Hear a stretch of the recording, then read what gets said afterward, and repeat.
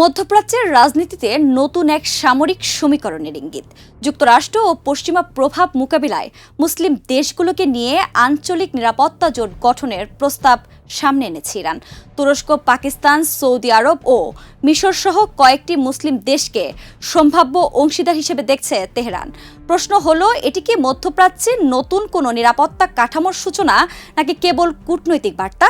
আর এই জোট বাস্তবায়িত হলে বদলে যাবে কি আঞ্চলিক শক্তির ভারসাম্য? তারই বিস্তারিত জানাতে এবারের ইনসাইড স্টোরিতে আপনাদের সঙ্গে আছি আমি আফরিন মৌ।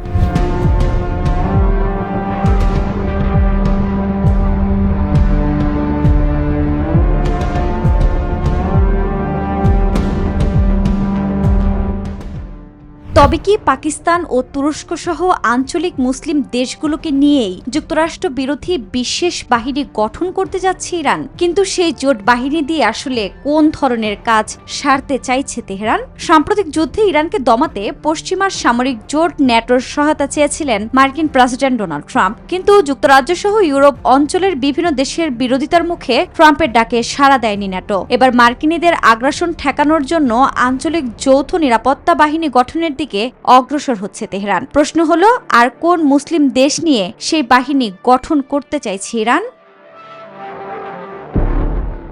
সাম্প্রতিক সময়ে ইরানের বিরুদ্ধে যুদ্ধে জড়িয়ে যেন নিজের পায়ে নিজেই কুড়াল মারার মতো কাজ করে বসেছেন মার্কিন প্রেসিডেন্ট ডোনাল্ড ট্রাম্প। কারণটা বেশ পরিষ্কার। মধ্যপ্রাচ্যে থাকা যুক্তরাষ্ট্রের সামরিক ঘাঁটিগুলোর মাধ্যমে ইরানের বিরুদ্ধে চাপ প্রয়োগের পায়তারা করেছিলেন মার্কিন প্রশাসন, কিন্তু তাতে পুরোটাই ব্যর্থ হয়েছে তারা। বরং হরমুজ প্রণালীর দখল নিয়ে পারস্য উপসাগরীয় অঞ্চলে মার্কিন বিরোধী উত্তাপ বজায় রেখেছে ইরান। এদিকে বাহরাইন, কুয়েত ও জর্ডান সহ মধ্যপ্রাচ্যের বিভিন্ন দেশে থাকা যুক্তরাষ্ট্রের সামরিক ঘাঁটিগুলোতে হামলা চালিয়ে সে স্থাপনাগুলোর যেন বেহাল দশা বানিয়েছে তেহরান। বিশ্লেষকদের মতে ইরানের বিরুদ্ধে ভবিষ্যতে পুনরায় সর্বোচ্চ শক্তি প্রয়োগ করতে ব্যাপক হিমশিম অবস্থায় পড়বে মার্কিন কেন্দ্রীয় কমান্ড। কারণ মধ্যপ্রাচ্যে থাকা যুক্তরাষ্ট্রের সামরিক শক্তির মূল ভিত্তিকেই গুঁড়িয়ে দিয়েছে ইরানের সর্বোচ্চ প্রতিরক্ষা বাহিনী আইআরজিসি। টালমাটাল এই পরিস্থিতির মাঝে ট্রাম্পের মধ্যে চরম আতঙ্ক তৈরি করার মতো তথ্য দিল ইরান। মুসলিম দেশগুলোকে নিয়ে বিশেষ যৌথ নিরাপত্তা বাহিনী গঠন করার ইঙ্গিত দিয়ে তুরস্কের প্রতিরক্ষামন্ত্রী ইয়াসার গুলারের সাথে ফোন আলাপে ইরানের ভারপ্রাপ্ত প্রতিরক্ষামন্ত্রী মাজিদ ইবনে রেজা বলেছেন, নিরাপত্তা একটি অভ্যন্তরীণ বিষয়। যুক্তরাষ্ট্রের মতো শত্রুরা এই অঞ্চলে নিরাপত্তা প্রতিষ্ঠা করতে পারবে না। তাই তুরস্ক, পাকিস্তান, সৌদি আরব ও মিশর সহ অন্যান্য মুসলিম দেশগুলোকে নিয়ে একটি নিরাপত্তা জোট গঠন করা প্রয়োজন। ৩ আগস্ট এক প্রতিবেদনে বিষয়টি নিশ্চিত করেছে ইরান ভিত্তিক সংবাদ মাধ্যম মেহের নিউজ এজেন্সি। তবে কি তুরস্ক ইরানের উদ্যোগেই গঠিত হতে চলেছে মধ্যপ্রাচ্যের আঞ্চলিক নিরাপত্তা বাহিনী? ইরানের ভারপ্রাপ্ত প্রতিরক্ষা মন্ত্রীর ডাকে সাড়া দিয়ে ইয়াসার গুলার বলেছেন, প্রতিবেশী দেশগুলোর অখণ্ডতাকে সমর্থন করে তুরস্ক। এই অঞ্চলের সন্ত্রাসবাদ দমন সহ আঞ্চলিক নিরাপত্তার জন্য ইরানের সাথে কাজ করতে প্রস্তুত আঙ্কারা। স্থায়ী শান্তির একমাত্র পথ আঞ্চলিক ঐক্য। বিশ্লেষকরা বলছেন, যুক্তরাষ্ট্রসহ পশ্চিমাদের প্রতিহত করার জন্য মধ্যপ্রাচ্যের দেশগুলোকে ঐক্যবদ্ধ হতে হবে। অন্যথায় অদূর ভবিষ্যতে ন্যাটোর সাহায্যে আঞ্চলিক যুদ্ধের সূত্রপাত ঘটাতে পারে মার্কিন প্রশাসন। একদিকে সামরিক শক্তির প্রদর্শন ও কঠোর হুঁশিয়ারি, অন্যদিকে কূটনৈতিক সমাধানের তৎপরতা। দুই দিকেই চলছে পাল্টাপাল্টি বার্তা। প্রশ্ন উঠছে, ইরানের ক্ষেপণাস্ত্র ও ড্রোন সক্ষমতার কারণে কি সরাসরি সংঘাতের পথ থেকে সরে আসছে ওয়াশিংটন, নাকি এর পেছনে রয়েছে বৃহত্তর কৌশলগত হিসেব? মধ্যপ্রাচ্যে চলমান শক্তির লড়াইয়ে ইরানের সামরিক সক্ষমতা, যুক্তরাষ্ট্রের অবস্থান এবং সম্ভাব্য সংঘাতের ভবিষ্যৎ নিয়ে এখন চলছে নানা বিশ্লেষণ। শুধু সামরিক শক্তি প্রয়োগ করেই যে ইরানকে ঘায়াল করা সম্ভব না, সেটা হয়তো এখন হাড়ে হাড়ে টের পেয়েছে মার্কিন প্রেসিডেন্ট ট্রাম্প। তাই তো তেহরানের সাথে শান্তি চুক্তির জন্য হন্য হয়ে বেড়াচ্ছে ওয়াশিংটন। কিন্তু ইরান কি সেই সুযোগ দেবে যুক্তরাষ্ট্রকে? মোট এয়ার ডিফেন্স সিস্টেমের প্রায় ৮০% মজুদি ফুরিয়ে গেছে মার্কিন কেন্দ্রীয় কমান্ডের। এমন চাঞ্চল্যকর তথ্যই সম্প্রতি প্রকাশ পেয়েছে আন্তর্জাতিক গণমাধ্যমে। যদিও এসব দাবিকে উড়িয়ে দিয়েছিল হোয়াইট হাউস। কারণ বেশ পরিষ্কার, নিজেদের সামরিক খাতে দুর্বলতা প্রকৃত তথ্য বিশ্বের সামনে উন্মোচন করতে চায় না যুক্তরাষ্ট্র। আর ইরানের বিরুদ্ধে চলমান উত্তেজনার মাঝে এমন তথ্য প্রকাশ পেলে যে অযথাই বিপদ ঘনিয়ে আসবে সেটি ভালোভাবেই জানে মার্কিন প্রশাসন। তবে ট্রাম্প তার খায়েশ পূরণ করতে ইরানের বিরুদ্ধে হুঙ্কার দিয়ে চলেছে। তার ধারণা, ইসরায়েলকে সাথে নিয়ে সামরিক শক্তি প্রয়োগের মাধ্যমেই ইরানকে বাগে আনতে সফল হবে যুক্তরাষ্ট্র। এর নৈপথ্য অবশ্য মধ্যপ্রাচ্যে থাকা মার্কিনীদের উপসাগরীয় মিত্রগুলো ট্রাম্প প্রশাসনকে সাহায্য করছে। কিন্তু ইরান দিয়েছে কঠোর হুঁশিয়ারি, যার কারণে জোরদার হামলা চালানোর ষড়যন্ত্রমূলক তৎপরতা থেকে পিছু হটতে বাধ্য হয়েছেন ট্রাম্প। কিন্তু ইরান আসলে সেই হুঁশিয়ারিতে কি বলেছে? জানা গেছে, ট্রাম্পের হুমকির পরপরই ইরানের পররাষ্ট্রমন্ত্রী আব্বাস আরাগচি সৌদি আরব, তুরস্ক এবং কাতারের পররাষ্ট্রমন্ত্রীর পাশাপাশি পাকিস্তানের সেনাপ্রধান ফিল্ড মার্শাল আসিম মুনিরের সাথে যোগাযোগ করেন। এ সময় ইরানের সর্বোচ্চ এই কূটনৈতিক সবাইকে সতর্ক করে বলেন, আমাদের দেশের বিরুদ্ধে যুক্তরাষ্ট্রের যে কোনো নতুন হামলার প্রতিশোধ হিসেবে উপসাগর জুড়ে থাকা মার্কিনীদের আস্তানা এবং এই অঞ্চলের জ্বালানি স্থাপনাগুলোকে ধ্বংস করবে তেহরান। আমরা প্রতিশোধ নিতেও প্রস্তুত, কিন্তু এর মাধ্যমে কেবল উত্তেজনা বেড়েই চলবে। তাই ধ্বংসযজ্ঞ এড়ানোর জন্য একটি কূটনৈতিক সমাধানের পথ বের করাই উত্তম হবে। ৬ আগস্ট এক প্রতিবেদনে বিষয়টি নিশ্চিত করেছে ব্রিটিশ বার্তা সংস্থা রয়টার্স। কিন্তু টানা ৫ মাস ধরে যুদ্ধের পরও কি ইরানের এই সামরিক সক্ষমতা আছে? চলতি বছরের ফেব্রুয়ারি থেকে জুলাই পর্যন্ত টানা ৫ মাস বিভিন্ন উপায়ে ইরানের বিরুদ্ধে আগ্রাসনে জড়ায় ইসরায়েল ও যুক্তরাষ্ট্র। পাল্টা জবাবে ইহুদিবাদীদের সামরিক ঘাঁটিগুলোর নাজেহাল অবস্থা বানিয়েছে ইরান। এমন জোরদার প্রতিশোধমূলক হামলার পরও টিকে আছে ইরানের ক্ষেপণাস্ত্র ও ড্রোনের ভান্ডার।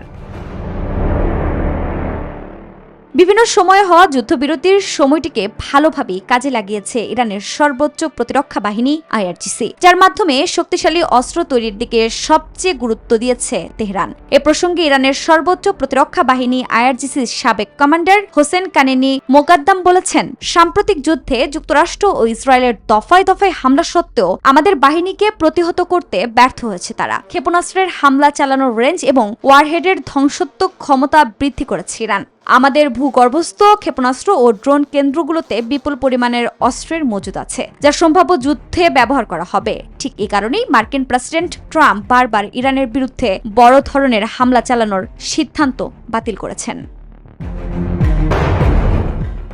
ইরান যুক্তরাষ্ট্র উত্তেজনায় এবার সামনে এসেছে মার্কিন সামরিক সক্ষমতা নিয়ে নতুন প্রশ্ন। দাবি উঠেছে, দীর্ঘ সংঘাতের কারণে যুক্তরাষ্ট্রের গুরুত্বপূর্ণ আকাশ প্রতিরক্ষা ব্যবস্থার মজুদে চাপ তৈরি হয়েছে। তাহলে কি সম্ভাব্য সংঘাতে ইরানের ক্ষেপণাস্ত্র ও ড্রোন মোকাবিলায় চ্যালেঞ্জের মুখে পড়বে মধ্যপ্রাচ্যে থাকা মার্কিন ঘাঁটিগুলো, নাকি এটি কেবলই প্রতিপক্ষের প্রচারণা? অস্ত্রের মজুদ, সামরিক কৌশল এবং মধ্যপ্রাচ্যে যুক্তরাষ্ট্রের ভবিষ্যৎ অবস্থান নিয়ে শুরু হয়েছে নতুন আলোচনা।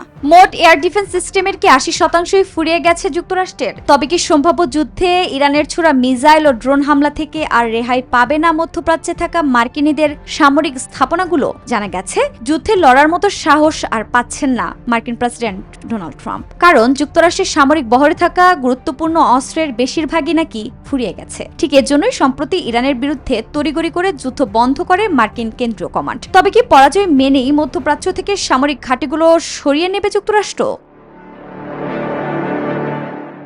দানব আকৃতির বিমানবাহী রণতরী থেকে পারমাণবিক অস্ত্র কি নেই যুক্তরাষ্ট্রের? অথচ এক ইরানের কাছেই যেন যুদ্ধে পরাজয়ের দ্বার প্রান্তে চলে এসেছে মার্কিন কেন্দ্রীয় কমান্ড। তাহলে কি যুদ্ধের কৌশলে ইরানের কাছে হেরে যাচ্ছে যুক্তরাষ্ট্র? মধ্যপ্রাচ্যের বিভিন্ন দেশে মার্কিনীদের কমপক্ষে ২১টি সামরিক ঘাঁটি রয়েছে, যেগুলোকে সাম্প্রতিক যুদ্ধেই গুড়িয়ে দেওয়ার দাবি করেছে ইরানের সর্বোচ্চ প্রতিরক্ষা বাহিনী আইআরজিসি। সৌদি আরব, বাহরাইন, কুয়েত ও জর্ডান সহ পারস্য উপসাগরীয় অঞ্চলের মার্কিন মিত্র দেশগুলোই এখন ট্রাম্প যুদ্ধ বন্ধের অনুরোধ জানাচ্ছেন। কারণটা বেশ পরিষ্কার, ওই দেশগুলোতে থাকা যুক্তরাষ্ট্রের সামরিক ঘাঁটিগুলোকে ঘিরে ইরানের প্রতিক্রিয়ামূলক হামলার ফলে ক্ষতির মুখে পড়েছে আরবরাও।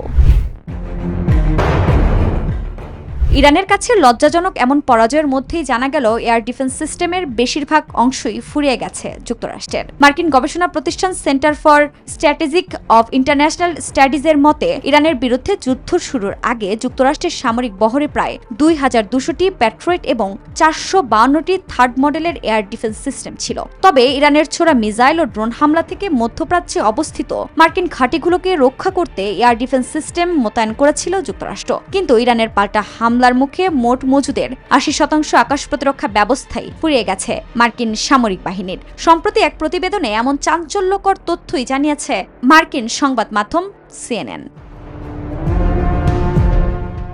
শুধু তাই নয়, ইরানের বিরুদ্ধে উত্তাপ ছড়ানো যুক্তরাষ্ট্রের সামরিক বহরে অন্যতম শক্তিশালী মিসাইল টমাহকের মজুদও নাকি শেষের দিকে। সিএনএন এর মতে এই ক্ষেপণাস্ত্রের প্রায় অর্ধেকই সাম্প্রতিক যুদ্ধে ব্যবহার করেছে মার্কিন কেন্দ্রীয় কমান্ড।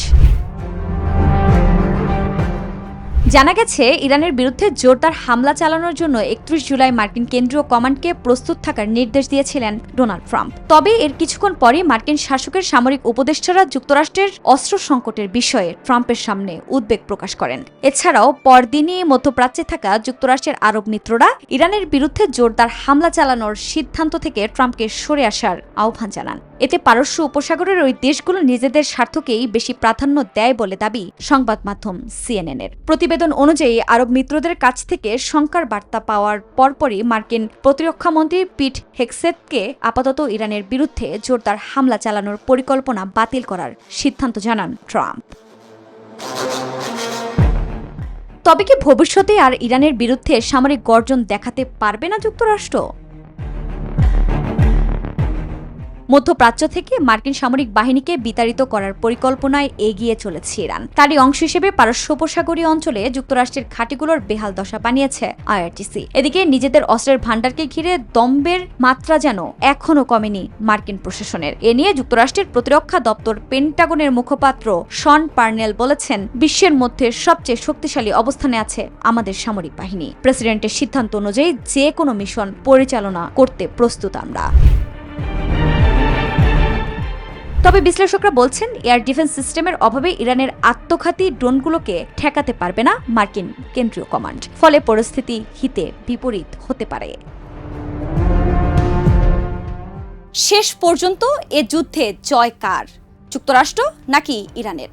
যেই জিতুক, ইরান যে কোনো চাপের কাছে মাথা নত করবে না তা এরই মধ্যে স্পষ্ট করে দিয়েছে তেহরান। আর এর মধ্যেই নতুন করে চাঞ্চল্যকর দাবি সামনে এনেছে সিএনএন। মার্কিন সামরিক বিকল্প সীমিত হয়ে আসায় ইরান যুদ্ধ থেকে বেরিয়ে আসার পথ খুঁজছে ট্রাম্প প্রশাসন। আর এমন পরিস্থিতিতে প্রশ্ন উঠছে, তাহলে কি যুদ্ধের ময়দানে ধীরে ধীরে প্রকাশ্যে আসছে যুক্তরাষ্ট্রের সামরিক সীমাবদ্ধতা?